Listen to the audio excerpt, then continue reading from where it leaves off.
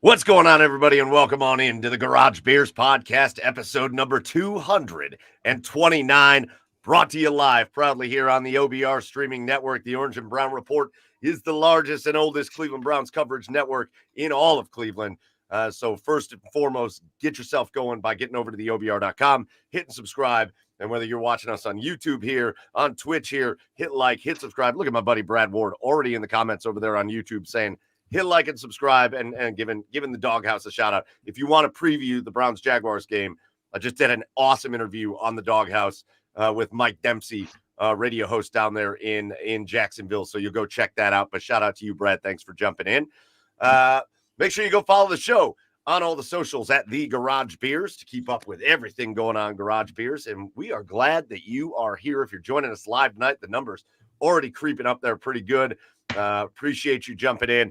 If you are tuning in later on the podcast edition or watching us later, we love you. We appreciate your support. Joining you as always, I'm your host, Michael Keefe.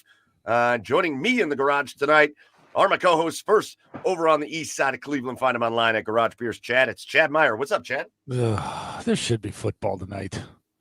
Oh, I know. Why are they teasing us? Like, why can't Maction just be Tuesday night all season? Yes. Right? Yeah. Like play your big games on Tuesday nights. There's no big deal. You know, Northern Illinois, go on up to Minnesota for your for your game, right?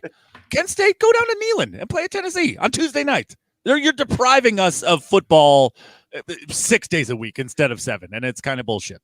Especially because the MAC might be a powerhouse conference this year. Yeah. The MAC might be a powerhouse conference. Yeah. The Natty might run through the MAC this year. Not really, but it could. Exactly. Man, how about the start for the MAC? Man, do you know how I was... Let's just say my jeans got a little tight when I thought Bowling Green was going to beat Penn State. God, that was amazing. Edge of my seat. So sad they didn't hold on, but obviously the big win at Northern Illinois at Notre Dame. Just crazy stuff going on. Yeah. We're gonna talk college football later. But Chad, good to have you. Hey, and really good. Hey, have you guys got tried out one of those VR headsets? Yes, it's incredible. I won one in my work raffle a couple weeks ago. Which one did you get? I put on the MetaQuest 3. Oh, that's the best one. Yeah, Wow. I put it on for the first time like 2 days ago. It blew my balls off. Like it was Gross. incredible. Gross. Yeah.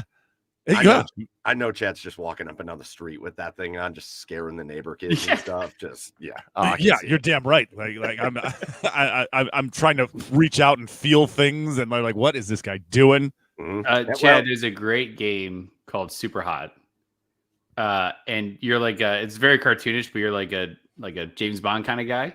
Okay, and you like open up at a scene where people are like shooting at you. Yeah, and time moves only when you move. Oh, okay. Yeah, I'm in. Very like fun. right now, like, this thing Matrix dodge, like bullets in it. What? Pick up new weapons. It's a good time. What?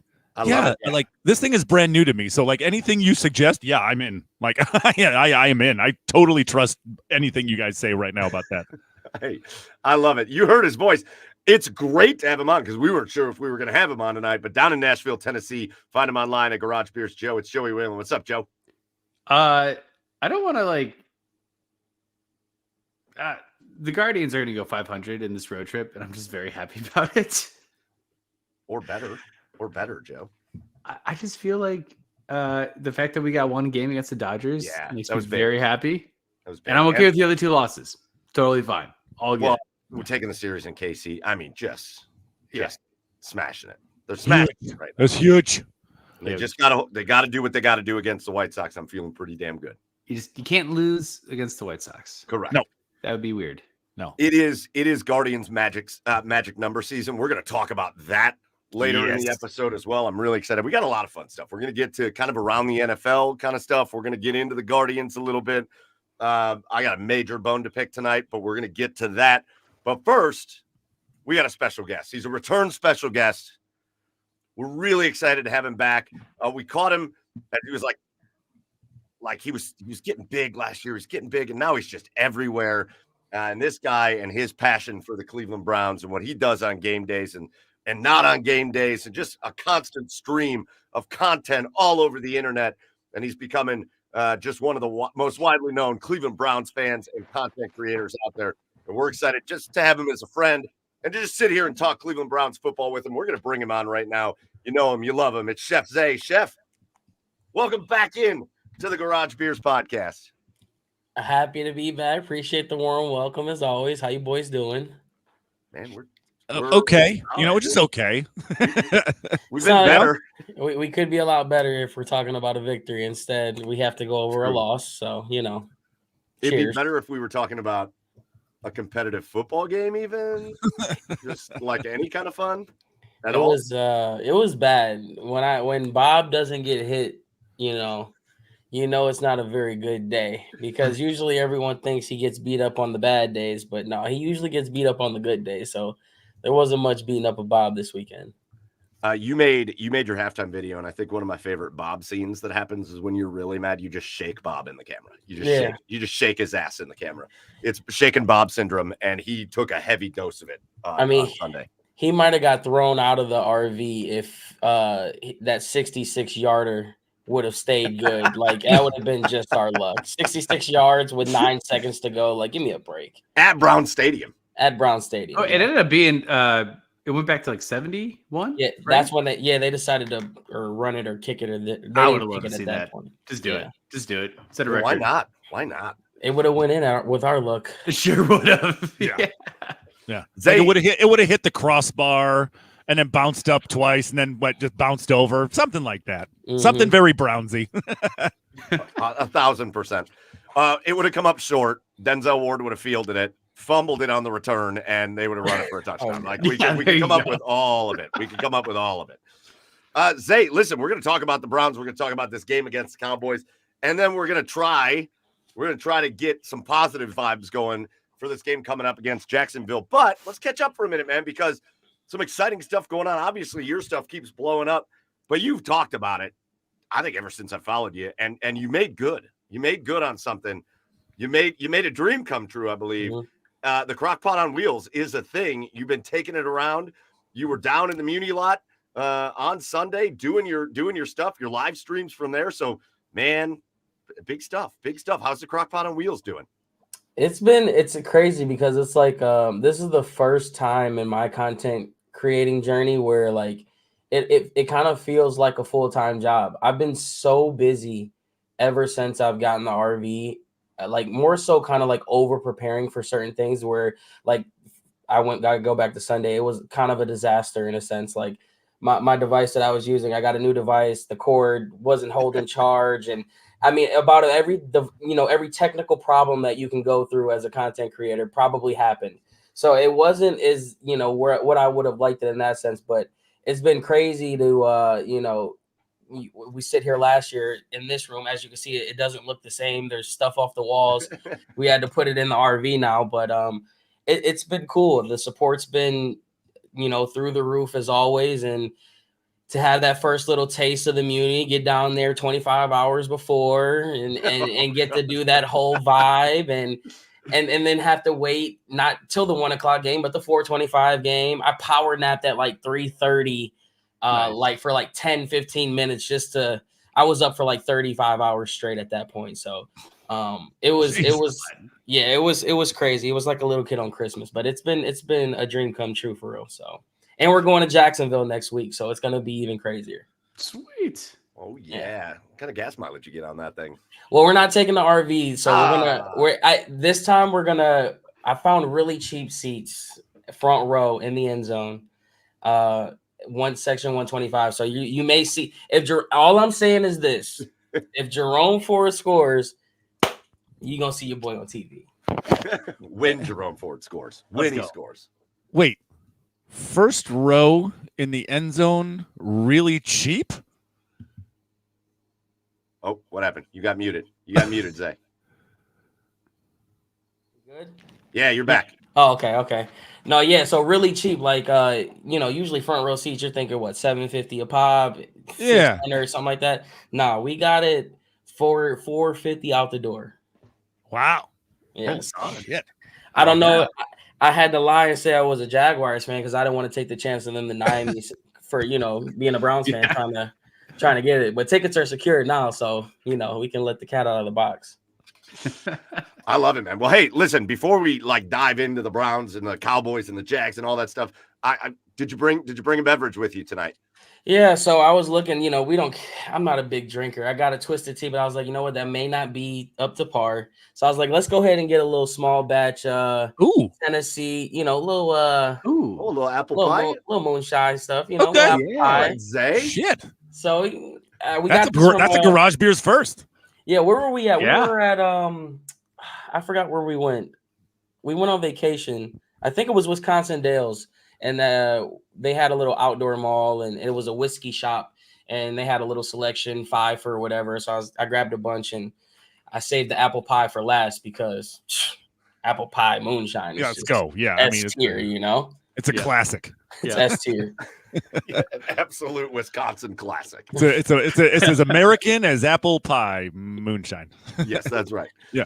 All right, man. Well, shout out for the first showing of moonshine on the Garage Beers podcast. Joe, what about you? What's your garage beer of the week this week? I'm going. I don't know. This is bourbon or whiskey. I don't know. It's a sick bottle though. It's Cooperstown Distillery. Oh wow. Oh, it is cool. From the Hall of Fame. From the Hall of Fame. The bottom's a diamond, a basable diamond. Oh, cool. Yeah. Oh, that is sick. Super sick bottle. I think hopefully this is the last pour out of it though, because it wasn't that good. I was really enjoying. Well, you bought it for the bottle. Bought it for the bottle. It's like a very light colored, whatever this is. It's fine. I would just honestly throw some Coke in this, but we're gonna just do it straight right now. I was hoping you were just gonna drink it out of that bottle. It was gonna be awesome. I'd really have to go back on it. That's not the best for a video. All right.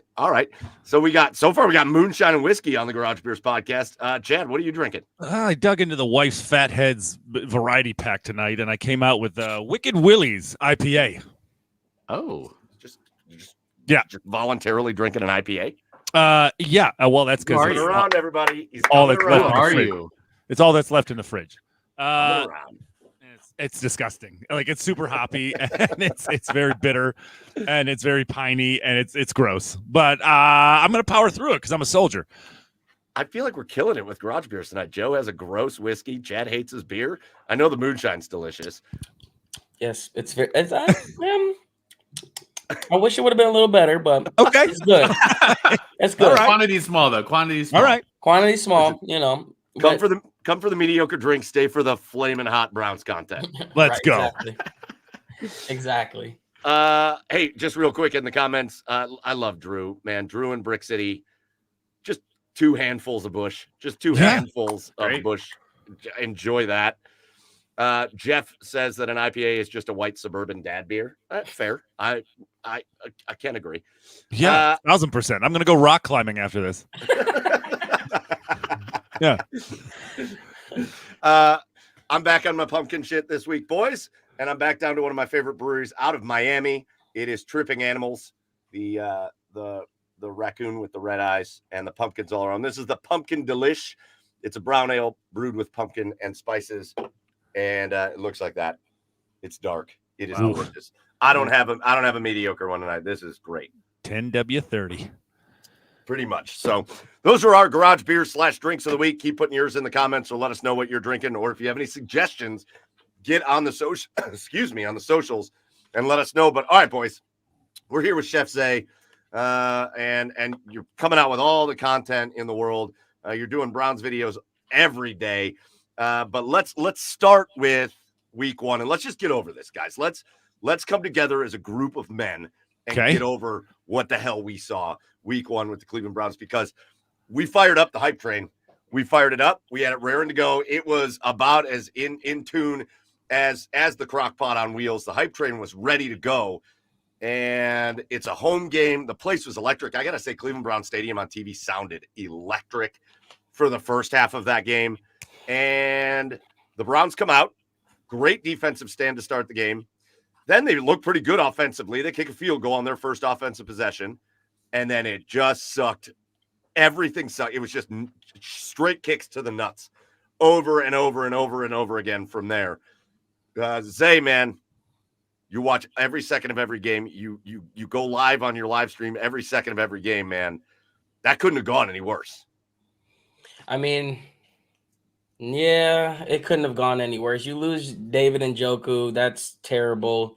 Deshaun Watson threw the ball 45 times and only has 169 yards. He was hit 3,000 times. The new NFL I record. mean, hey, there is a silver lining. Bojorquez is a weapon Oh, from yeah. hell. It Yeah. is such a. I mean, how nice is it to know that you can be backed up in your 10-yard line and punt that thing to the other 20? Like that's just it's when we get clicking, that's going to be a cheat code to have. But honestly, yeah, that I'm not worried about the defense as much, but the one thing coming out of training camp that I was most worried about, because I went to, I believe, 4 camps this year, and every one that I went to, it was just like, okay, like where's the shiny new toy that you said we're gonna get?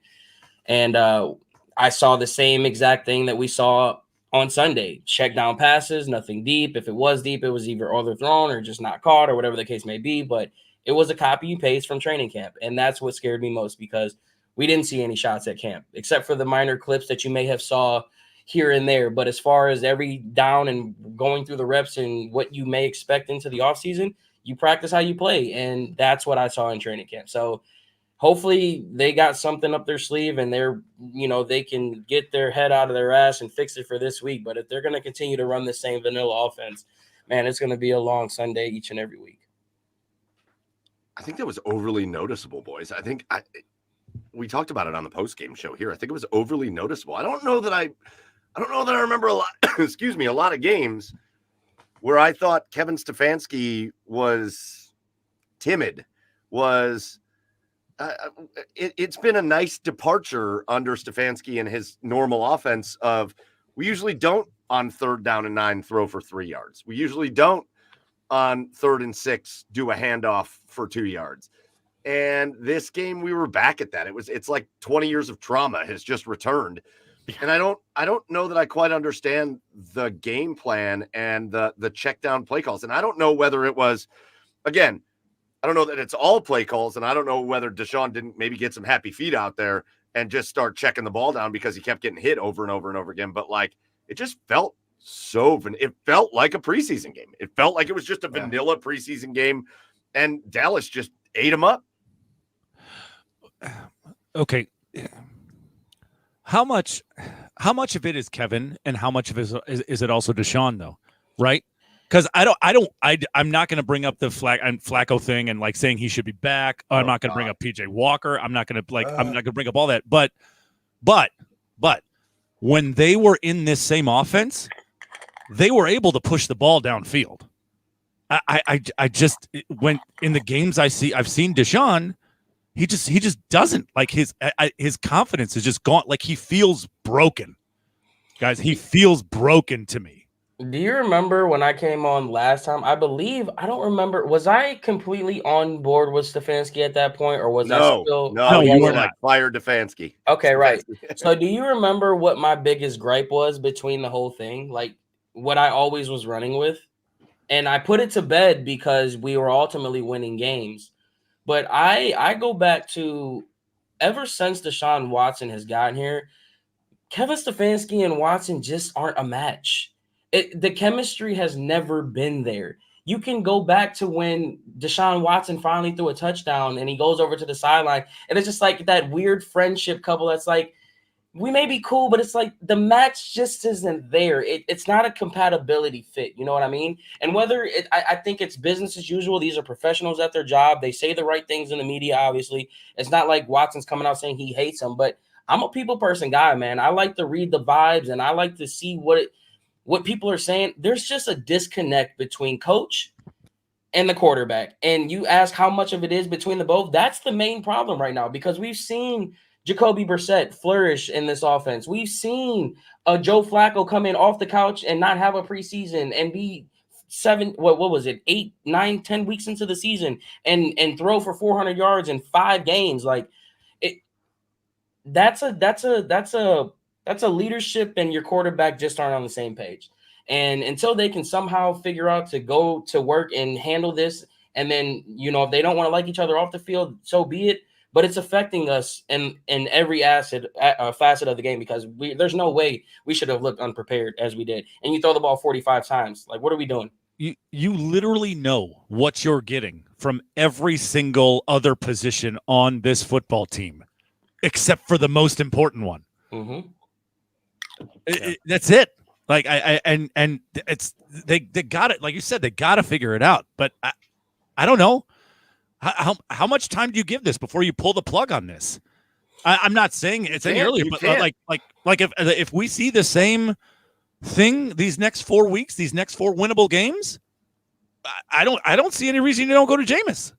I just don't. You're seeing it unfold. The out is already in play. As much as we don't like it, I mean, ultimately we're talking conspiracy here when it's all said and done, but the out is in motion. If Deshaun Watson does not get his act together, this allegation will turn into a suspension and the Browns will get out of this. Is the business aspect of the NFL. Us as regular fans will never understand it. We will never know the dirty secrets that go on behind closed doors. But this is the real business stuff when you talk about money as big as Deshaun Watson is getting. $230 million guarantee. You think these guys don't have a way out of it? So this is go figure it out. And if we don't, the pressure is going to continue to get hot in the kitchen. Now, listen, I don't want to make this a doom and gloom conversation about the Cleveland Browns because it is 1 week. It is, I mean, I have to say, CeeDee Lamb looks like the best wide receiver in football. Like he was so Credit Greg Newsome though. Newsome though. Yeah, but I mean, CD is just there's a lot of good wide receivers in the game, Tyreek and Justin Jefferson and all. CD might be the top of the bunch right now. He's just formidable. He's unbelievable. It's a good Dallas Cowboys football team. And they got smacked. A lot of people brought up the fact that in 2020 to start the year, the Browns lost to the Ravens like, I don't know, was it like 38-9 or something like that. And then they went on to win a bunch of games and make the playoffs and all that stuff. So you don't want to overreact. And one thing I will say, in the Deshaun Watson era with the Browns, it feels like when he's had games like this, which is far too often for a guy that's supposed to be a franchise quarterback, when he's had games like this, he does feel like one thing where it feels like he's symbiotic with Kevin Stefanski is that they're pretty good bounce back players. Deshaun has had really shitty games. Last year, they all had a shitty game after they watched Nick Chubb's knee explode against the Pittsburgh Steelers. They all flattened out and played terrible. The next game, Deshaun came out and played really well against what was supposed to be a pretty darn good Tennessee Titans defense, which wound up being a good Tennessee Titans defense. It feels like when we've seen this, they've been able to come back. Kevin Stefanski doesn't lose a lot of back-to-back games in his career. So when we look at moving away from this Dallas game, I know it feels doom and gloom. I know you just got your ass kicked at home on the opener. And I know a lot of the pissed off people are because you looked flat in the game, but there is a little bit of reason for hope. There's too much uncertainty, but there's reason for hope moving into this game against Jacksonville that, okay, you got punched in the mouth. You got to be ready to come back. These guys have shown that they usually do that. So I have a little bit of hope in me for the Browns for this week. I got a little bit of hope. I mean, you would think we're sitting here talking about it's week 12 and like we need to win this game desperately. Like, I mean, I'm not panicked at all. I mean, I'm just frustrated and disappointed as any fan should be. That's why it's like I'm listening to every comment. Like, you want to say fire Stefanski. You want to say get rid of Watson. You want to – the only thing I'm not listening and what we need to cut out is this whole Baker Mayfield crap. Shit. We need to put that to bed. That is the most down bad thing that we can do as fans. And I don't know if they think it's cool. I talked about this on lives that I've done, but it's embarrassing. It's like looking at an ex and being like, oh my God, their life is so good. They've got kids. They're winning. They look good. I wish we had it back. We did you wrong, but I want you back. So, like, it's embarrassing. It's down bad. Like, get over it. And the other thing that we need to put to bed, guys, number one, you said that the Browns fans showed out. I got multiple reports from down in the Muni lot that the Here We Go Cowboys chant was the loudest thing that surfaced in that stadium. They said it was unbelievable how loud that their crowds were. But it doesn't help when your fans are chanting, "We want Flacco" halfway through the game. That is embarrassing as well. What you want to go through 16 more weeks of just torturing yourself for something that's never going to happen? Put it to bed. Do people not remember that Joe Flacco? I don't want to say anything bad about Joe Flacco because he did some awesome things for the Browns and really helped to save the season last year. Do people not remember he was on pace? If he played a full season, he would have thrown 50 interceptions. It was bad. Are we forgetting? He had some awesome moments, and he was on pace to throw 50 interceptions. Can we stop this crap? Why are we acting like that dude came in and played like prime Tom Brady? Because he threw for 400 yards, 300 yards 4 times in such a short span, and we haven't seen anything like that. Like, I get it. I totally get it. But there is a reason why he didn't come back on this team, and you guys displayed it. Week 1, you chanted for this guy halfway through. I mean, you can't even get to the clock strike 0 before you guys embarrass us like this. There's a reason why the Browns fans get clowned around nationally, because we do dumb stuff like this and day in and day out. You know what would prevent all of this, guys? Winning. You know what would prevent all of this? Deshaun not being shitty. Winning. Exactly. Deshaun, out of the 14 games he's played, has had 2-3 games. If Deshaun, if forget the off the field stuff, if Deshaun proved that he has been worth his salt in this $230 million contract so far throughout his tenure in a Browns uniform, nobody would be saying anything about this at all. He has not lived up to what the Browns thought he would be. And I don't blame the franchise for that. They took a swing on a guy who before all of this stuff happened, before they traded for him, was an elite quarterback. And so far, it's missed. They've missed on the swing. And Browns fans are going to cling on to anything positive that happened, like outside of this. They're going to attack his character. They're going to attack him on the football field when he's done on the football field.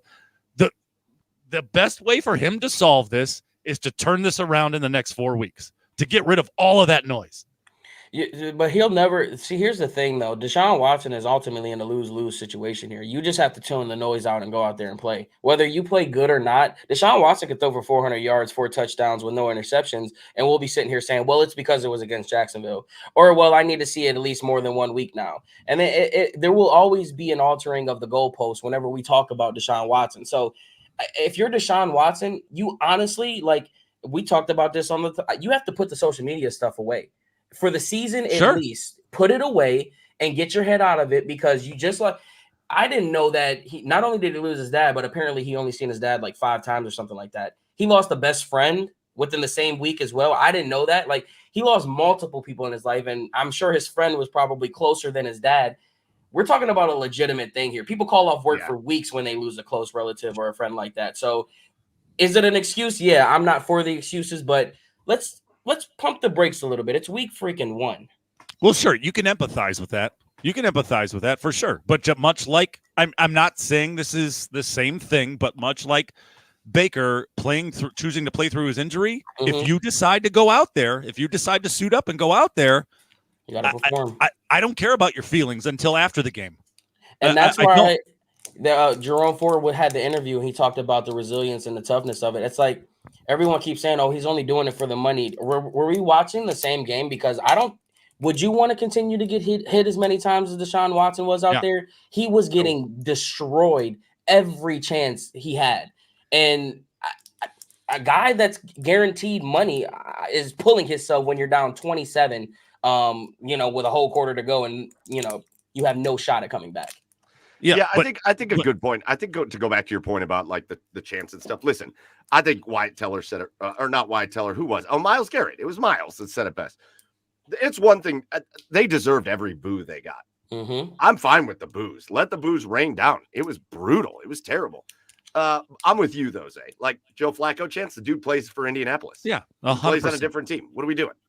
I 100% plays for a different team. Boys, right. I totally agree with that. But none of this is going to go away until he starts performing consistently. Not saying he has to throw for 400 yards, but until he starts performing on a more consistent basis, none of this is going to go away. It'd be really cool to see a pass get to the receiver not on a hop, or in the stands. Yeah, like a 15-yard square in. Maybe, I don't know, hit him in the chest standing. Sitting ground balls. That'd be great. That'd be great. He did complete a deep ball to CeeDee Lamb on the sideline. So we got that going for us. Listen, he's got to be better. The team's got to be better. You do have to laugh about it a little bit, because it's football and it ain't that serious. But you got to laugh about it, and they move on. And you got a chance. This is a Jacksonville team. Like, come on. It's the same thing we saw last year. Everybody talks about, oh, that was close last year. It wasn't really close last year. If you remember that game, Jacksonville scored late. We all panicked because we know how bad they are at recovering onside kicks. But that game was not nearly as close as it seems. So you go down to Jacksonville. This whole conversation about the Browns, and that's how up and down a season can go. This whole conversation about the Browns goes very differently, and we're all talking very differently if you go down to Jacksonville and smack them in the mouth and you get a win week 2. And now you're 1-1 going into a real soft part of the schedule. And they've got everything they need to do that. They've got everything they need. I just don't understand why people sit here and act like a lot of people didn't have this game as a L anyway. Right. Like, I'm pretty sure we all looked at this and, I had us going 13-4. Part of that is me being a content creator, but part of me, gave valid reason as to why that could happen. But I think a realistic Browns fan could sit here and be like, yeah, as much as I want to give us the win at home and be that homer, I could see us losing this game. But the next 4, oh no, we have to be dominant. And that's the one thing that I think this team will do. Under the Kevin Stefanski, Andrew Berry era, these guys have responded tremendously whenever dumb stuff like this has happened. Like you said, we don't lose too many back-to-back games in a row. This defense, the defense play. Let me just give you a little bit of, refresher for people at home. This defense held Dallas to, after that touchdown, Yes. they went punt. Then the offense comes out and goes 3 plays, 7 yards for 2 minutes. The defense comes back out there, gets a punt, 3 minutes and 35 seconds from Dallas. Our offense goes 3 plays, -5 yards for 1:10. They get another punt from Dallas, 3 plays, 2 yards, a 3 and out. And guess what we do? We go 3 plays, 8 yards for 1:45. And then guess what happens? They ultimately score a touchdown. And then that next thing led to a next. So eventually the defense is going to break. If you can't go out there and have a drive longer than 2 freaking minutes, give our defense a break. I think this is a good point right here from chat username in the comments. It's one thing if you're focused, you go out and play a good game and you lose. It's another if you're 100% dysfunctional and you lose. And specifically offensively, I know every time we talk about penalties, everybody screams about every time we talk about penalties, people scream about coaching. The coaches aren't out there telling DeJuan Jones to false start. Here's my thing with that, though. The preparation starts with coaching, though. Sure. When you talk the leader, he's the leader of this team. We watched a Pittsburgh Steelers team win a game without scoring a touchdown. How do we sit here week in and week out and Steelers find ways to win? You can't tell me coaching doesn't play a factor because they've had a guy doing it for 20 plus years who's never gone under 500. There has to be some method to his madness that works. And here's what I'll say to that. Kevin Stefanski's thing isn't the leading of men. It's the offensive capability and the mind that he has. And when it doesn't work, your team's not going to be bought in. And that's when it feels disconnected because we haven't seen it with Watson yet. We've seen it with Flacco, and that's fresh in these boys' mind. Like, they went from seeing 400 plus yards, Amari Cooper getting 200. When have we ever seen Amari Cooper look like a diva receiver on the field? We saw him low-key pouting. Yeah. That's not a good sign. So, like, there's something in the locker room that needs to get situated, and they need to do it fast because Jacksonville is not going to care, because if we come out the same way that we did, they're going to punch us in the mouth too. Right. And that's why I just these next 4 weeks, these next 4 weeks, if something doesn't change, you got to pull the plug. You have to pull the plug on this. You cannot afford to wait that long in a season. In a season with this talented roster, you cannot afford to wait that long. Yeah, because I'll tell you what, in 4 weeks, if he's not a different quarterback, I'm going to go scorched earth on this situation. In 4 weeks, if he's not a different quarterback, the alleged case will be in a suspense. I'm telling you, this is the way out. Listen, I hope you're if in 4 weeks that's the case, I hope you're right. If in 4 weeks this is the case, I hope you're right. All right, doom and gloom. All right, let's get off the doom and gloom because we all love the Browns. We want to see them win. And listen, you said it. We've all said it. It's 1 week. Doesn't mean the season's over. I know Chad had him at 17-0. Unfortunately, we are not going to hit that. Listen, hey, we're on pace to go 16-1. Okay, You're damn right we are. You're damn right. There's wins to come. So real quick, boys, let's talk about this Jacksonville game. It's a pretty good Jacksonville defense, but nothing like what the Browns saw against Dallas. Pretty decent defensive line. The secondary is very questionable. The linebackers are very questionable for Jacksonville. Their offensive line is very questionable. Again, they were not great in the game against Miami. But again, it's a Jacksonville team. I love their rookie wide receiver, Brian Thomas. Bless you. Thank you. There are some weapons. I like the running backs. They got some weapons. And Trevor Lawrence is a guy that plays football. So how are they going to go in? Zay, you're going to be down there. You got your boy Jerome Ford. The Browns got to figure out a way to run the ball. I don't know why we didn't see Deontay Foreman to play with Jerome Ford at all. But the Browns got to figure out a way to run the football. And Deshaun's got to be better. How are they going to do it in this game? Where's the RPO? Like Deshaun Watson, clearly you got it on camera. Michael Parsons, dude, he's so hard to tackle. Well, if he's so hard to tackle, maybe we should do what he wants to do and run with him or give him the option to hand it off or run. Where's the RPO? We have more than enough weapons, but that's besides the point. What do we got to do? Honestly, we have to look ourselves in the mirror and realize that we got our ass kicked and play our game of football. Like, I don't think there's any X's or O's or you can go try to find some X factors and do all this cute stuff. This is one of those games where you throw the X's and O's out. And this is about, we got to go old school. This is about your manhood. This is about your integrity. This is about making a statement. Do you want to come out here and barely win this game and have these questions continue to circle around? Because as much as these guys say we don't pay attention to the media, I can guarantee you each and one of these guys hear and see all of the noise because we see it. We see the retweets. We see how much they engage into it. This is one of those games where they need to come out. Your leader, Kevin Stefanski, needs to lead these men into a direction, which is the battlefield, and go out here and rip these dudes' hearts out. Defense needs to come out, make a statement, 3 and out. Put some points up on the board. Make it do what the Baltimore Ravens would do if Ray Lewis and Terrell Suggs and Ed Reed was on that side of the ball. And if y'all wasn't going to do something on the offense, you know the defense was going to get some points up on the board or create turnover somehow. So bump it. We don't need the offense to do our thing. The defense has enough firepower to go out there and do that. So that's what needs to happen. How much do y'all want this burden to go away? Because y'all can control it right now. Ooh, I like that. I like that. They should just play that. They should just play that in the locker room. The burden goes away. That should be the theme of the damn season. Zay, how loud are you going to be down there in Jacksonville? I don't know. I haven't sat down and mapped out my content yet because I need to prepare myself to get some stuff and get an episode out. But if I'm able to go live, I'm almost thinking about doing some kind of live thing while I'm down there.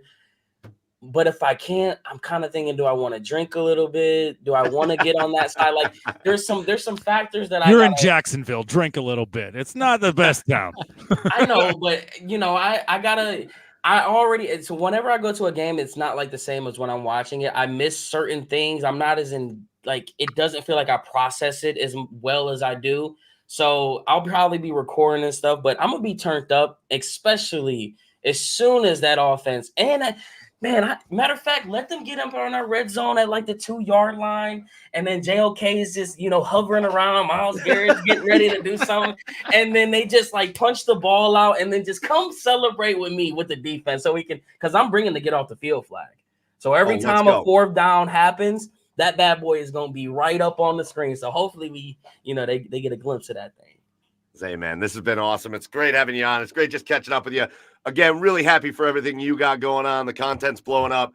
The crock pot on wheels. Man, if you're going down to Browns games and you're hitting the Muni lot, you heard him. He's going to show up on Saturday at about 2 p.m. He's going to have that thing in line for the Muni lot. And you'll be able to catch him at some away. You're going to some away games as well. Obviously Jacksonville, but I know you've talked about Vegas. So, man, keep killing it with the content. Congratulations on everything. And make sure you get over there and you follow Chef Zae, TikTok and Twitter and everything. We appreciate you for coming on, talking a little Browns with us. And man, let's all get in a better mood for next week. Let's all get in a better mood. Let's beat up Bob. Beat up Bob this week. I just need well, Bob's gonna get a freaking week off. Isn't that unreal? Dude gets a win and he gets a week off. Who's at home? Who's at home with you? Can you have I don't know, like your wife punch Bob and Well, record that? She's coming with me. She's coming with me. So and have Bob's like a buddy come RV. over. Something. You got a neighbor, come on, man. You got a neighbor that can come slap Bob around real quick. Yeah, Bob shouldn't be left standing. Come on. I'm almost thinking about trying to hit up one of the Duvals and I know they got like a Bob mannequin down there and doing some kind of spoof where be like, let's do some content where Bob miraculously pops up in Jacksonville and we do something. But I have to think of something creative with that. Just, you know what we want to do? We want to make Bob scared as hell for when you get back because the beating's on its way. The beating's going to get to him. It just might be a little delayed. He know this season is great. He just he's been enjoying his little 45 to whatever victory, and he's been running the wave ever since. I can't stand his ass. No, go fuck yourself, Bob. Yeah, right. That's what he's doing now. That's why he's not here. Hey, man, we appreciate you coming on. Go Browns. Have fun down there in Jacksonville and keep up all the good work. Appreciate you for having me, boys. That's Chef Zae, one of the great follows, one of the great Browns friends of ours. And again, just an entertaining dude, an entertaining content creator, and somebody really putting all the work in to cover the Browns. So shout out to Chef Zae. Make sure you go follow him. Joe's back. Boys, the one thing he brought up, and I didn't want to spend a lot of time on it, but I got to tell you, man, I've never experienced anything like what has been going on the last 2 days. I always keep it pretty neutral as far as I don't spread hate about Baker Mayfield or Deshaun Watson, or I'm not hateful towards them. I'm just pretty honest about my takes when I go on, which is probably why I don't get it like a billion people following, because it's just honest takes. But I posted because there's this big ass post about Baker Mayfield versus Deshaun Watson, and look what Baker did week 1 versus look what Deshaun did week 1, and it came from one of the big media websites. I don't remember Bleacher Report. It was Bleacher Report. Yep. Guys, I'm so sick and tired of the Baker thing. So I just put out a thing that said, "Stop being dumb." Stop being dumb. Yeah. It's a lot to ask people, though. Baker Mayfield wasn't cutting it in Cleveland. This is what I said. Actually, where's the damn exact post? Hold on. I said, "Stop being stupid." Baker wasn't turning into what he was in week 1 in Cleveland. He arrived at his career gut check when 3 teams in 2 years didn't want him. And I know people yell at me because the Rams could have, whatever. All right. They did. 2 teams in 2 years. He didn't sign with the Rams. They could have kept him as a backup because let's not act like everybody thought he was going to be a starter. I gave him credit. I said he matured. He turned it around, and that's great to see. Stop acting like this was going to happen here in Cleveland. That was my post. No hate to Baker. I'm glad to see that he seems to have really found a spot there in Tampa. That's exciting. The world it's just blown the hell up. It's just blown the hell up. People expect a athlete to go from A to D in this situation, and oh, they've always been D.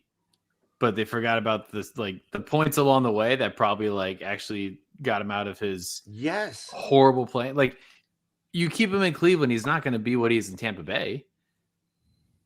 I feel like he had to go through the horrible year in Carolina and the okay year in the Rams, and now it's okay, I got a chance for a team now. I feel like I'm able to contribute, but if he was still in Cleveland, just it wasn't working out. He wouldn't have gotten here. I don't know why. And listen, it's what I've found in these couple of days where my phone won't shut the hell up. Either you're somebody that's going to act like everything Baker did was great. And everything that wasn't great, this is what I'm finding out by people just screaming. Everything that wasn't great is somebody else's fault. It's Kevin Stefanski's fault. It's the Browns' fault. It's Freddie Kitchen's fault. It's anything that didn't work out for Baker Mayfield is not his fault. And everything else is all on him, and he's great. And then you've got this other group of people that's Baker was trash. He never did anything good in Cleveland. He got carried. None of that shit is true. None of that shit is true. Baker was good sometimes here. He was not good sometimes here. But the Browns, I want to remind everybody, the Browns had a decision to make because Baker played 4 years here. He had 2 good years and 2 not good years. And yeah, he got injured that last year, but he's the one that played through that. He's the one that wouldn't come out. 2 good years and 2 bad years. And the Browns had to decide going into his option year what the hell they're going to do at quarterback. I'm sorry, but I must have been in a different fucking time zone because I remember that nobody knew what they should do. It was Baker didn't make it clear, like, oh, they got to give him another contract. So I was like, what the hell are they going to do with Baker Mayfield? That was the prevailing thought around town. Yeah. It's what we're dealing with Jed Wills right now. What the hell are they going to do with this guy? That's how we talked about Baker. And I feel like everybody just forgot about it. We just forgot about it. He was either awesome or he sucked. Jesus Christ. Get over this dude. Get over this dude. If Baker was the guy, if he was the guy, this is simply put, if he was the guy, he would still be here. Oh, yes. Period. Point blank. If he showed that he was the guy, he would still be here. The Browns wouldn't any guy who has been a consistent playmaker for this organization, they have recognized it and they have signed him. Baker Mayfield was not that. He was inconsistent at best. It was a roller coaster. If he was that guy, he would still be here. That's a really good point. That's a he really was good point. He was kind of like an addict. He had to hit rock bottom before the comeback happened. Yeah, and he figured it out. And he figured it out. And he's flourishing in Tampa Bay now. Great, which is great. Good for him. It wasn't that wasn't the case here. Yeah. That was not the case here. That was that is such a good point, Chad. And I thought about that too. You can't honestly believe that they wanted to not have their quarterback. Yes. You can't honestly believe they didn't want him to succeed. Yes. They wanted him to succeed because now you have to go find another quarterback. And look what you did. You went and found a quarterback that had proven it in the league multiple years. And obviously, a lot of other shit that goes on there, but it didn't work. They would much rather have had that. I know, look, we keep seeing this in the comments, and Drew and Brick City, who's the quarterback that works with Stefanski? Joe Flacco worked kind of with Stefanski. He just liked to turn the ball over a lot. Jacoby Brissett worked well with Stefanski. Baker Mayfield worked well with Stefanski.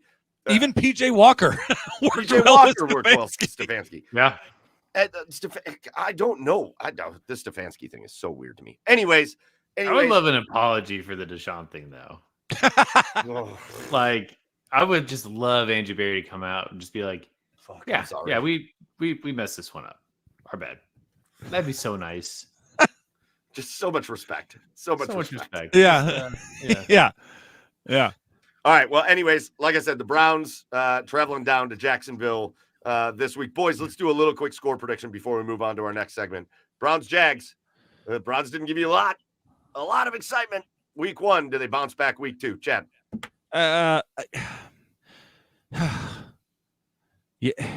Reluctantly, yes. And I think the Browns win 20-17. I think they're going to win in spite of Watson. I think this defense is angry. I think they're going to punch a mediocre Jacksonville offense in the mouth. And I think Jerome Ford is going to get going. I think this offensive line is going to be motivated. And I think Deshaun might do just enough. Because and that's what it's going to be for me going forward with Deshaun. Until he proves that he turns it around, he's a different quarterback. He's going to have to do just enough. So, yeah. 20-17 Browns. Joe? I'm going to go 24-16. I think Jags will start out hot. They'll probably score on the opening drive. I just feel like they're a hotter team in the first half, but they do not keep leads very well. And so I feel like our defense can cause enough trouble. I think they're going to get a lot of field goals, maybe a touchdown. But I feel like this is, especially for the defense, and I don't think the defense played like a horrible game last week. They didn't. They didn't. They had a couple like short fields they had to deal with. Really good.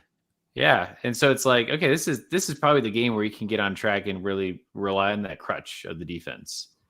You have you don't have a great receiving core yet at Jacksonville. I mean, Brian Thomas. Brian Thomas. Oh, he looks like a he stud looked great. last week. Yeah. Other than that, I mean, there's not a ton of like super massive threats on that offense. I mean, Travis Etienne's pretty solid.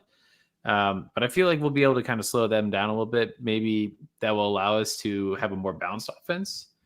But I feel okay about it. I've decided. You guys know I'm the optimist always. I'm not picking Deshaun Watson anymore until he shows he's worth picking. The Browns are going to lose 17-2 against Jacksonville. There you go. Browns are going to lose 17-2. The defense is going to play well. The offense is going to all be mad because this dude is launching balls into the sideline and he's launching balls into the stands, and it looks like he's got his goddamn eyes closed every time he throws the ball. And until this dude removes his head from so far up his ass that he can see out of his mouth, then I'm not picking him anymore. I'm not picking him anymore. I'm so tired of this. I'm tired of the experience. I'm tired of the stories. I'm tired of the noise. I'm tired of everything about this dude. And he's not. All the other shit he comes with, you could think at least you could have the decency for us fans to put on one goddamn decent show. To do one thing well, which is be out on the field because he's a shitbag human being. But he can't even play football anymore. I'm not picking him anymore. I love the Browns. I hope they win every game, but I'm picking him to lose 17-2. All right. This guy. This was wow. This was the scorched earth I was going to go in the next 4 weeks, but yeah, you already did it. I like it. I love it. I'm tired of him. I mean, and also like the play's Deshaun's fault. You know, there were down a couple of tackles on the O-line. That's tough. Yeah. But the Rams did fine with 3 linemen down against the Lions. Yeah, I mean, To be fair to him, the offense as a whole was a mess on side. But who do you look to? Who do you look to when it's fucking? Well, he's not looking. It's a problem. He's not the looking. One play that I saw on my feed, I think yesterday, was Jerry Jeudy was running a crossing route. Njoku was in the flat, and it was one that almost got picked off. And I think it was Jeudy. It was in between 2 defenders. Yeah, and like David Njoku was open all day, not a glance at the guy like slightly to the right of Jerry Jeudy. Hey, you want to be a franchise? You want to be a franchise quarterback? You want to be a $230 million guy, which you already are. You want to be that? Make the people around you better. Dak Prescott did it. Dak Prescott, he had two rookies on his offensive line. He had Ezekiel motherfucking Elliott as his starting running back. And you know what Dak Prescott did? He made everybody around him better. Yeah, he made the throws when he had to make the throws. And when you're getting paid that kind of money, make the people around you better. Don't use everything as a damn excuse. Oh, my God, the line and the receivers dropped some passes. Okay, make them better. Yeah. Then be better. Make the plays. Zeke was reinvigorated. Zeke looked, especially in that first half, reinvigorated. Right. Yeah. And this is what I'm talking about, guys. Like, I know you say it's like week 1 and everybody's week 1, but this is a continuation of the few games that he has played over the last 3 years. So I think that's why everybody's freaking out about it. It's been nothing. Make yourself better and make people better. All right, let's get off of the Browns. I hope they win. I really do hope they win. Oh, what's your score prediction?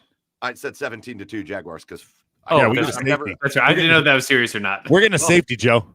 I'm not picking him anymore. Until that dude puts like 4 games in a row together, I'm not picking this dude anymore. Yeah. So, all right, let's move on. Let's get off of this for a minute. Let's go to our favorite breakup segment of the week, our middle of the show segment. That's our asshole of the week segment. I'm really excited for this. Asshole of the week is where we just talk about somebody who's an asshole, just a group of people or a person or just somebody that's been an asshole this week. And so, Joe, why don't you kick us off? Who's your asshole of the week this week? Could have gone a couple ways with this. I want to start with Peacock as number one asshole example. Nobody needs anything on Peacock. It's not worth it. But every once in a while, they stream a game of football on there, and it's a whole nother service, and I can't watch it on just like the NBC channel, and that makes me really mad. Okay, I do like they have Premier League soccer, and I watch that. Also, I don't know if you caught the Tom Brady commercial of like him just like gassing himself up. It was like Tampa Bay Tom Brady, Patriots Tom Brady, Michigan Tom Brady, and they're like, "Oh, I'm on my next adventure." And there's a whole commercial about Tom Brady being on the broadcast booth. He's fine. Shut up, Tom. I don't think his voice is like the best for broadcast, to be honest. I thought he was fine. He was fine. It was fine. A lot of hype. All right, couple assholes there. Joe's got 2 assholes. Chad, how about you, buddy? Yeah, I guess I got two. I mean, I'm gonna preface this by saying, if it's true, stop eating fucking cats in Springfield. Second, second, the doom and gloom thing is gonna be a doom and gloom thing. Is just stop. I'm getting choked up. Stop sharing the video of Guy Gaudreau being sad. Stop. Yeah. Stop. The guy doesn't need to be all over the internet. He doesn't. Stop fucking sharing it. Maybe it was the family's thing, so I don't want to disrespect that. I thought a live stream of the funeral is just, it's a lot. I mean, live streaming, I get it. Like people, maybe that was their thing. Maybe that's what the family wanted, but people don't need to like quote tweet it and like share it. Like don't do that. Don't do that. That's fair. All right, I'm really excited for mine, and yours was very serious, and mine is not so serious, but I'm worked up about it. My asshole of the week is Chad Meyer. Chad Meyer's the asshole of the week. Oh, lovely. Chad, I'm going to tell you guys a story about Chad Meyer. I know this. And how I didn't do anything that anybody else in my situation wouldn't have done. I mean, literally, you did everything. But let me explain. No. So here we are. Yep, here we go. You're going to start. I won a fight. this week, so it doesn't matter. We're going to start a fight, and here we go. Here we are. Last night, and we're in a fantasy football league together, and Chad and I are up against each other week 1, and not a great week really for either one of us. But I go into the game last night. My whole roster is done. I have nobody playing last night, and I'm up 15 points against Chad. And Chad's entire roster is done. Chad's roster has played. The bench has played. Everybody has played except for Christian McCaffrey. So Christian McCaffrey is the only player that hasn't. I'm worked up about this. He's the only player that hasn't played. I know you are. And so Chad, I sent Chad a text because right before the game, it's like Christian McCaffrey's not going to play. I sent him a text. I'm like, that sucks. I said something like, fuck your fantasy football team. And so I'm sitting there and I'm the commissioner of the league, right? So this is I'm going to tell you why he's the asshole.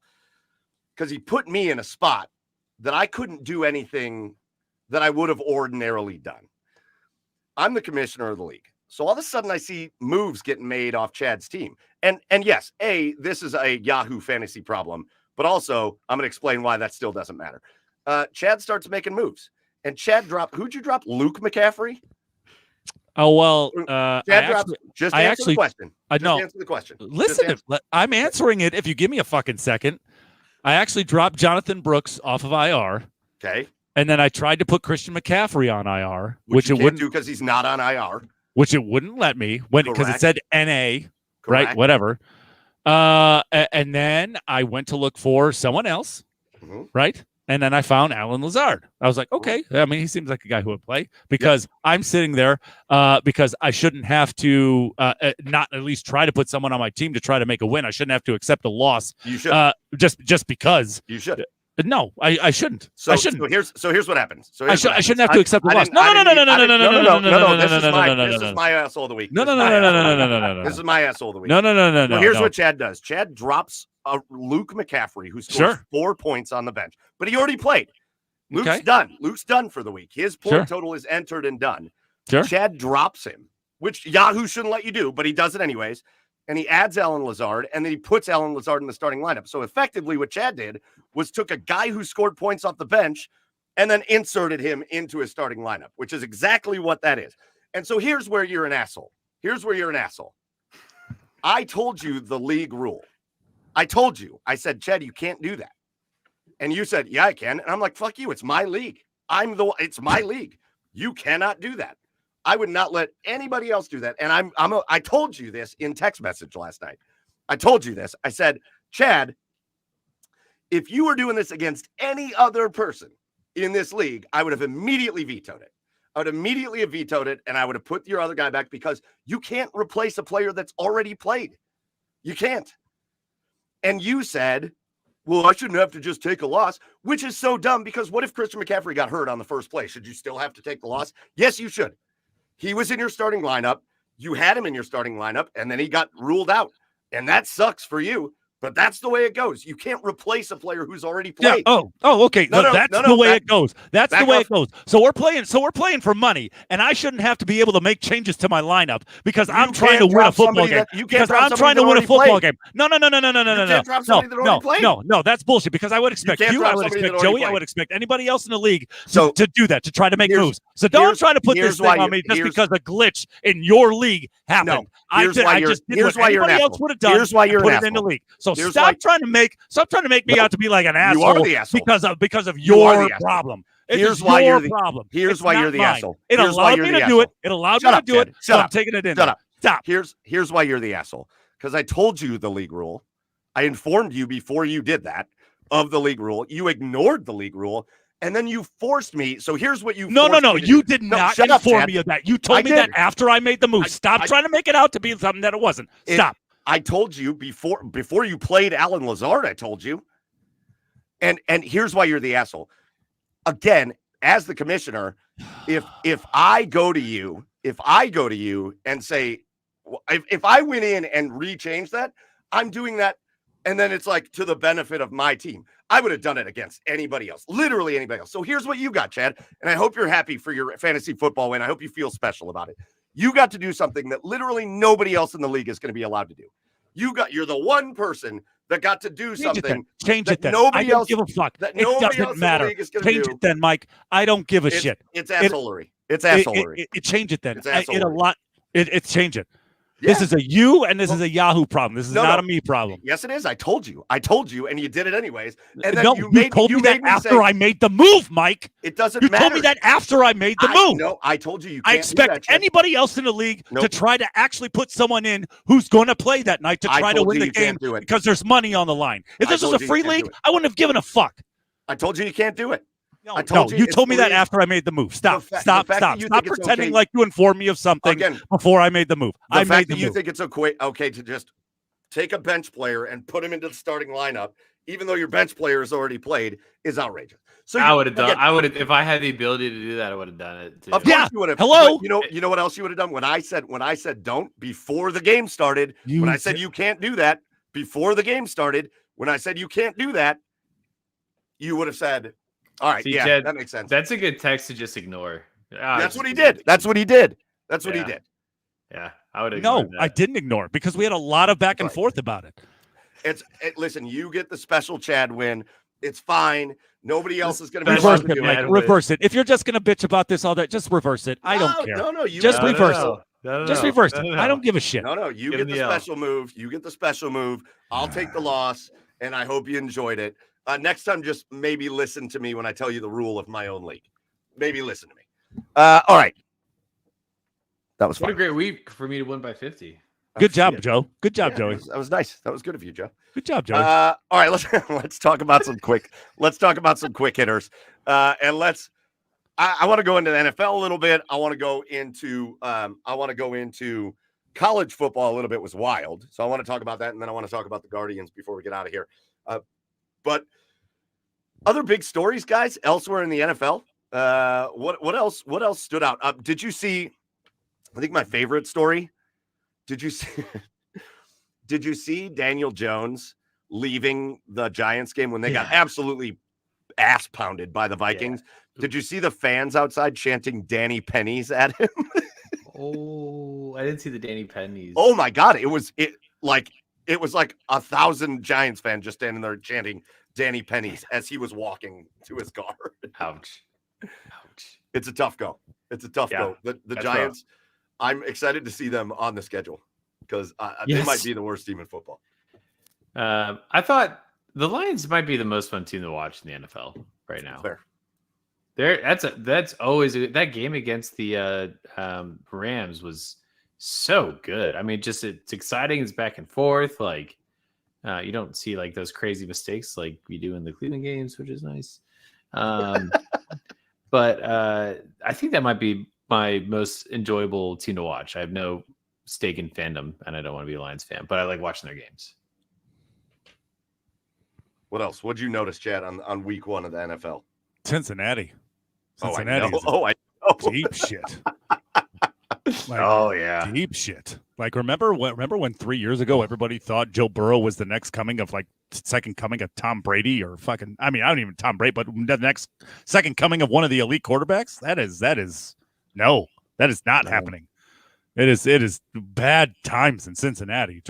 New England is in a full-on rebuild, and they did nothing.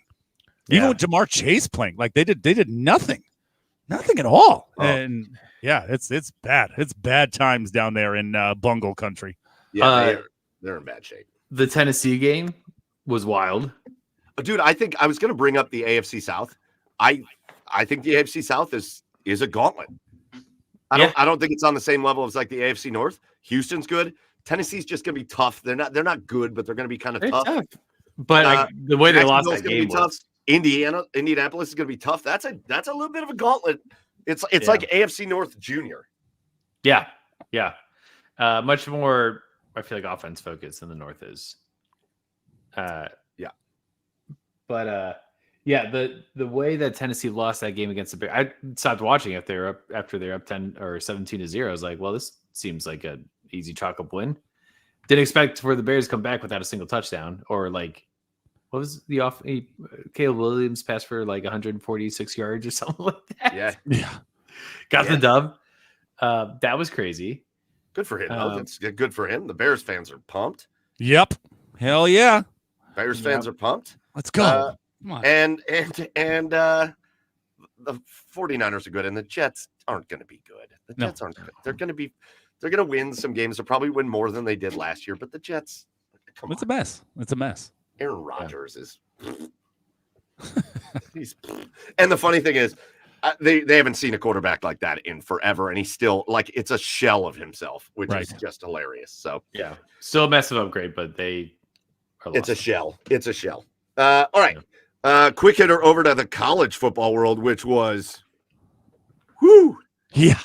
Whoa. God, I love college so much more than pro. Oh, I don't. Let's start though with our Ohio State Buckeyes, who again, they played nobody, and they beat nobody. They beat up Western Michigan, but they did look, I will say, they looked better in this game. Like they looked like they are coming together a little bit more. I do think with the way Ohio State is structured, right? You got all these guys coming in on the portal.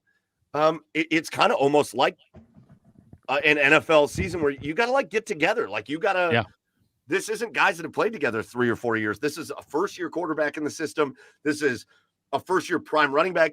This is a brand new freshman wide receiver who is outstanding. Yeah, he's a stud, an absolute stud. The Buckeyes, man. I think I know people, I hate the soft schedule, but Paul Keels told us on the show, it's not their choice. They were supposed to play Washington this year. They were supposed to play Southern Miss. And I know Southern Miss isn't like a juggernaut, but they're probably better than Marshall. They were supposed to have a tougher schedule, and the conference realignment happened. I think for them for this season, because you're never going to care at the end, I think it's almost a blessing that these guys get a chance to like come together. It's almost like 3 preseason games that other teams don't get. Yeah, 100%. I mean, and this is kind of what they've been missing in the past, right? It's been new personnel these last couple of years, and they haven't really had a chance to like you said, come together. But these first 3 games they're gonna have every opportunity, right? I mean, in this Western Michigan game, they got they looked more physical. They got a nice push up front. I mean, and like I said, you mentioned earlier, Jeremiah Smith is just unbelievable. He's an 18-year-old man. Like he's not a kid that just came out of high school. Sir. Yeah, he's an 18-year-old man. So I mean, I expect nothing but the same against Marshall. So yeah, it's been I was way more encouraged. And you know what's funny to say is like you had a little bit of concern after the Akron game and they won 52-6. So like right. Yeah, so and then Western Michigan they beat 56-0. So they did what they were supposed to do, but it was a way better 56-0 win. Yeah. Than a 52-6 one. a couple of my favorite storylines. Obviously, my favorite storyline of the week: Northern Illinois goes 100%. into Notre Dame. They kick a field goal late, and then they block. Well, Notre Dame was trying to kick like a 1,000-yard field goal, but Northern Illinois blocks it. I love how a lot of these big up. It reminds me of the Appalachian State Michigan game. Right. They end on block kicks. Northern Illinois blocks a kick, and the Northern Illinois Huskies go in and beat fifth-ranked Notre Dame. The only thing about me that hated it was Notre Dame beat my goddamn team on the road at my stadium. Notre Dame beat A&M the week before, and here comes Northern Illinois like, yeah, fuck off. We're going to win. Yeah, yeah, right. But no, seriously. Ipso facto, Northern Illinois could beat A&M. No. What a great story. And listen, man, you go to I went to a MAC school, and when your team in a MAC school makes it on a team like that, you remember it forever. I remember Bowling Green beating the shit out of Drew Brees and Purdue when I was there. I remember them beating Michigan State when Michigan State, you remember those forever. So I think it's just really cool for the students and the fans in Northern Illinois too. Hey, I was at the Motor City Bowl when BG beat Northwestern. I was at that game too, bro. Cole Magner went off. Let's go. Come on. The Alaskan Assassin. Yeah. Do you know he also played on the basketball team that year? Yeah, I know. That's wild. Yeah. Multi-sport athlete. What a champ. A couple other With highlights. his flowing blonde locks. Oh, he was so handsome. A couple other highlights. Texas might be the best team in the country. Yeah. Oh God, yeah. And I don't think Michigan's all that good. No. I really don't. Again, Ryan Day has to beat him, so there's that. They've got a fresh new offensive line, and they've got quarterback problems again. Oh boy, did Texas go up there and just hand it to them. Yeah. And I hate that, but boy, my two arch nemesis just going up against each other. But they were terrible. And then my favorite outcome of the weekend was Nebraska just housing Colorado. Oh yeah. I hate Colorado.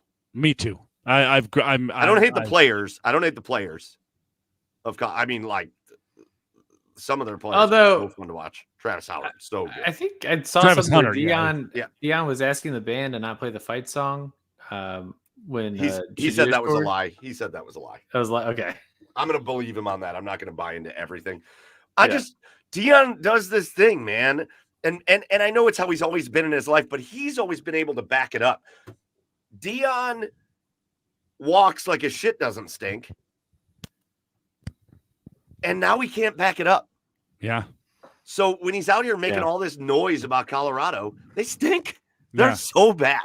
And I think he doesn't know. And I think he doesn't know any other way because his entire existence in football has been nothing but backing it up. And this is the first time in his entire existence in football that his talk doesn't walk.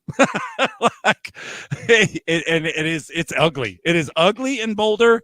I mean, it's better than what it was, but it is still going to be ugly in Boulder. I would be shocked if they come away with more than 4 or 5 wins this year. Yeah, that situation where NIL is not going well.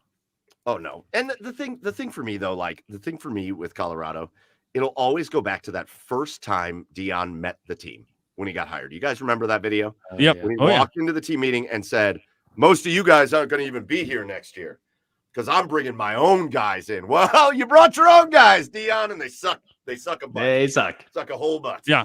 And those poor kids, there were so many interviews with those kids that had to transfer out of there because Dion was like, I'm bringing my guys. It was just a really shitty thing to do to guys that had earned their scholarships at Colorado. And I get wanting to bring some of your guys, but for that to be your message, for sure, you show up there, that right there tanked the Colorado program. That day, even though they weren't great before he got there, that day tanked his opportunity there. Yeah, for sure. What else? Maybe Tennessee.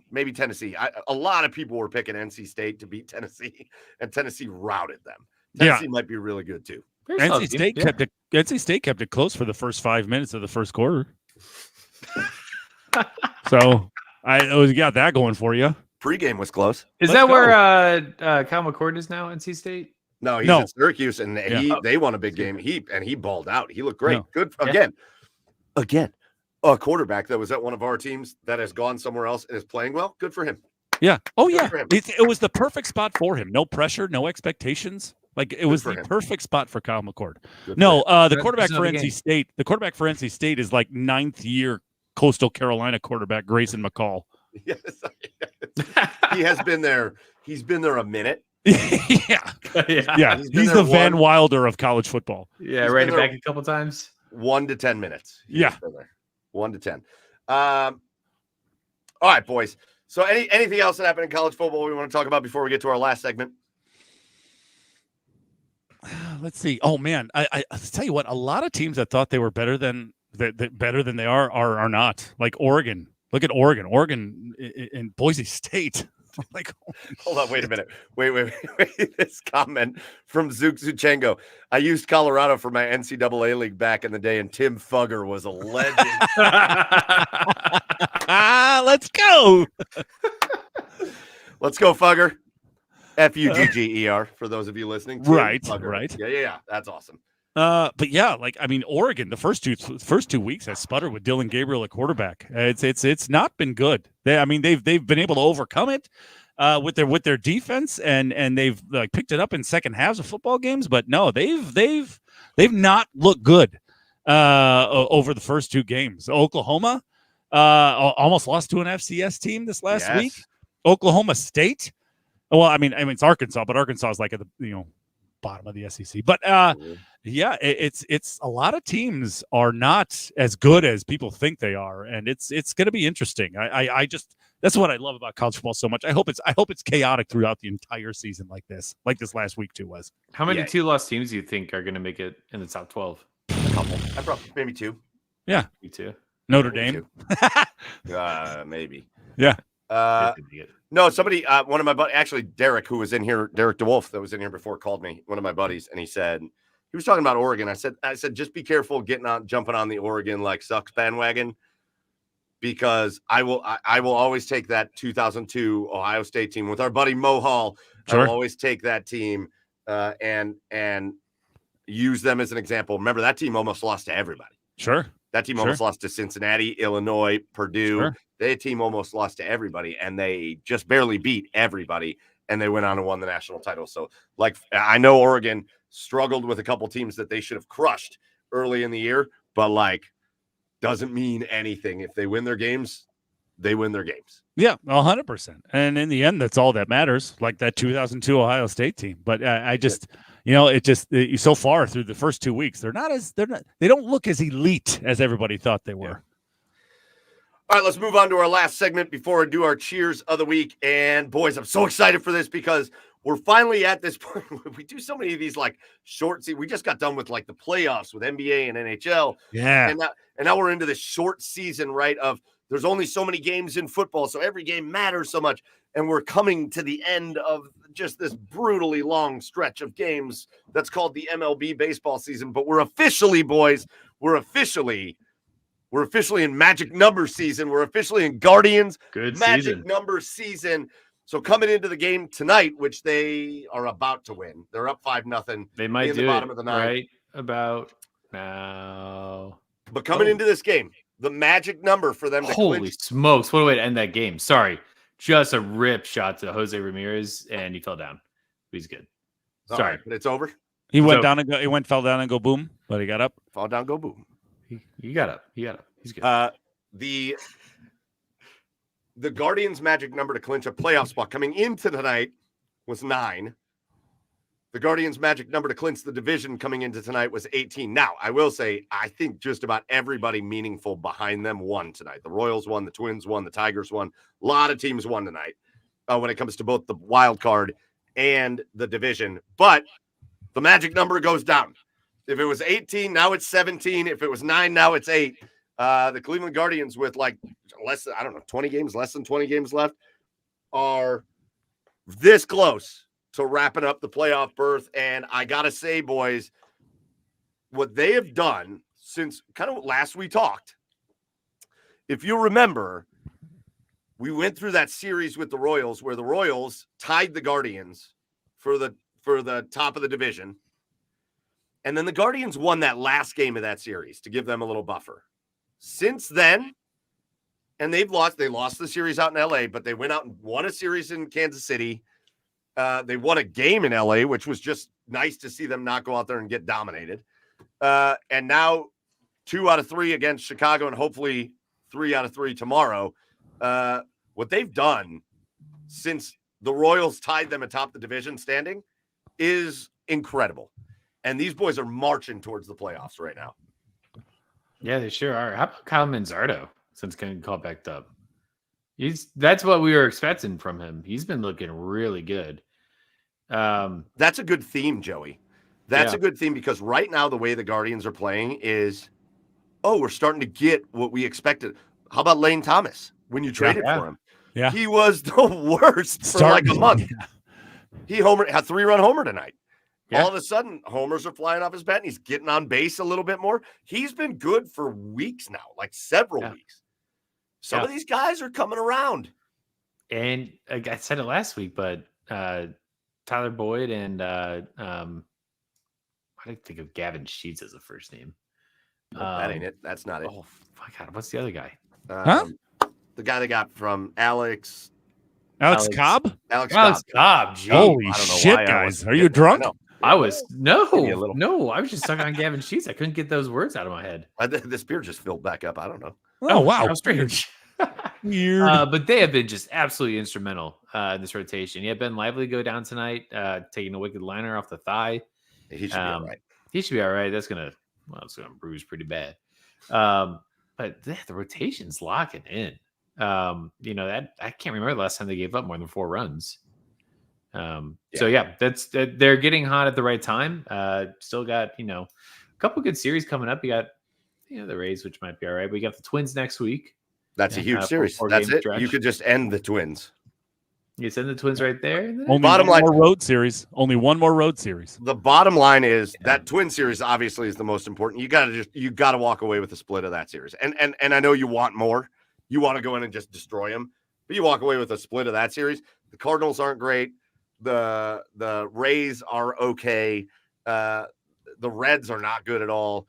And you do finish what you want to do. Here's what you want to do. You want to make sure if you're going to win the division, that shit has to be wrapped up by the time you get to 3 games against the Astros at the end of the year. That winning that division this year is huge because you're going to get the first round bye, or you bypass the wild card. Right. Correct. Right. So that should be hopefully on top of everyone's mind there. And I agree. If we can wrap that up before the Astros series, that would be best case scenario. It's for all the ups and downs and for as great as the beginning of the year was, then we went through that lull in the middle of the season where they were just a 500 ball club. Now here you are, and you're still sitting there with the second best record in the American League. Yeah. For all the hype around the New York Yankees, you're tied. It's not the second best record. You are tied with the Yankees right now as the best record in the American League. Right. For all the hype around the Baltimore Orioles, you got a better record than they do. For all the hype around some of these other teams, you've got the Cleveland Guardians have the 3rd best record in all of baseball right now. Right. There's only the Phillies and the Dodgers have a better record, barely, and they are basically tied with Milwaukee and New York. Yeah. Unbelievable. Yeah. Unbelievable what they've done. And all they got to do is close out this season. That's all they got to do. I think they got enough to hang in there in the postseason too. I mean, the pitching depth is just phenomenal. You had who just went? Was it Sam Henches that just had the shoulder surgery? Yeah, right. That's tough. But listen. But here's the thing, and here's what makes it's got to get you excited about the Guardians. They got to get hot. But we talked about it from the beginning. Tom Hamilton told us this. Jim Rosenhaus told us this. What wins in the playoffs are home runs and pitching. Yep. Pitching, you just hope it stays kind of right where it's at. You got the bullpen is unbelievable, and your closers should win the Cy Young this year. Yeah. Because it's one of the best closer seasons of all time. Yeah. But I don't think it can be understated. Look at the power bats that are Jose and Josh Naylor, and you kind of expected that coming in. I don't think it can be overstated the presence that John Kenzie Noel brings to the lineup. Yeah. 100% agreed. 100%. he is your X factor for the playoffs. He is your playoffs X factor. If he gets hot in the playoffs, he changes games with one swing. Yeah, 100% agreed. I mean, even if right, he doesn't hit any home runs, the fact that he's a threat to do that every time he steps up to the plate just changes things. I mean, he is a presence that this Guardians teams haven't had the last couple of years. So yeah, and the fact that I don't know, the fact that this team showed the resiliency that they have this year after that long slump that they had, and they've picked themselves up off the ground and are starting to play well again is good. They've got 18 more games to get even hotter, and they're playing well right now. So going into, I love where this team is at right now, and that's why I'm starting to get excited. Right, I can't get excited at game 75.